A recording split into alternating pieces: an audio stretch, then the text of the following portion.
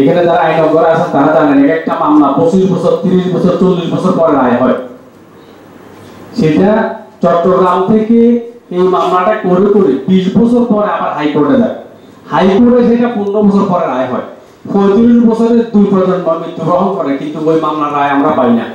যার কারণে আমরা যারা ল্যান্ড ব্যবসা করি, অতীতে যারা করেছে, প্লাট ওনারও সমস্যাগ্রস্ত, কোনো প্রকল্প কোনোভাবে কোনো মামলা হয়ে যায়, সেই মামলা 15-20 বছরের জন্য হ্যাং হয়ে যায়। তাহলে আমরা সমস্যা কি, যিনি প্লাট কিনছেন ওনাকে প্লাট বুঝে দেওয়া যায় না আদালতের নিষেধাজ্ঞার কারণে। আবার আমরা যারা ওইখানে ইনভেস্ট করছি কোটি কোটি টাকা, সেই টাকাও ব্লক হয়ে যাচ্ছে।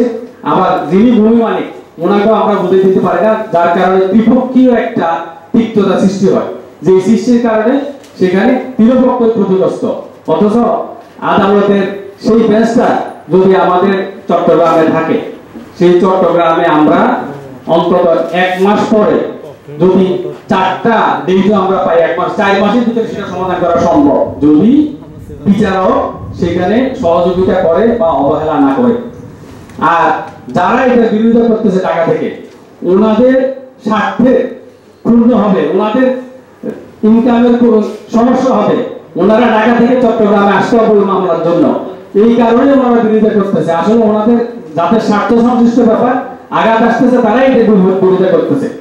আর এখানে এই ম্যাচটা আমাদের, এটা আমাদের পাওয়া না, এটা আমাদের অধিকার, এটা আমাদের এই জিনিস, এটা আমাদের এই জিনিস দিচ্ছে না বলে আমরা প্রতিবাদ করতেছি। এটা আমাদের জিনিস, এটা দিতে হবে। আর real estate and housing association বাংলাদেশের পক্ষ থেকে এই বাস্তবায়নের সাথে যারা যুক্ত আছেন, যে কোনো সময় আমরা যুক্ত থাকবো। এবং আমাদের একটা সংগঠন আছে নাগরিক উন্নয়ন ফোরাম চট্টগ্রাম, সেটার আমি আহ্বায়ক। এই নাগরিক উন্নয়ন ফোরাম চট্টগ্রামের পক্ষ থেকেও এবং আমাদের জনসংযোগ সমিতির সম্মানিত সভাপতি এখানে আছেন, সারা বাংলাদেশে কর্পোরেট হাউসে লক্ষ লক্ষ মানে অফিসারদের যদি প্রতিনিধি আমাদের অভিজ্ঞতা পাই, সেই কমিটিতে আমিও আছি।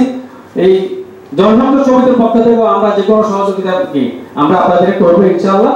আমরা আপনাদের সাথে আছি এবং থাকবো। আসসালামু আলাইকুম।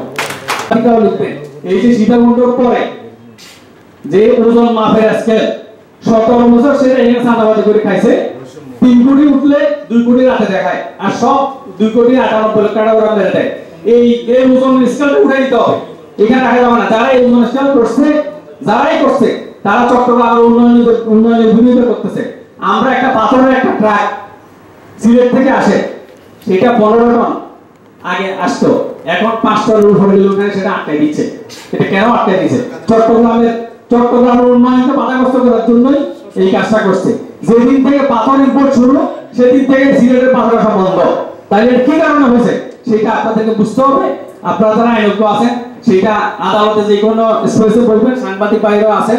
চট্টগ্রামের উন্নয়নের স্বার্থে ওই জিনিসটা উঠে দিতে হবে, ওই যে ব্যারিকেড ওজন মাপার স্কেলটা উঠে দিতে হবে। এটা আমার দাবি। আসসালামু আলাইকুম ওয়া রাহমাতুল্লাহ।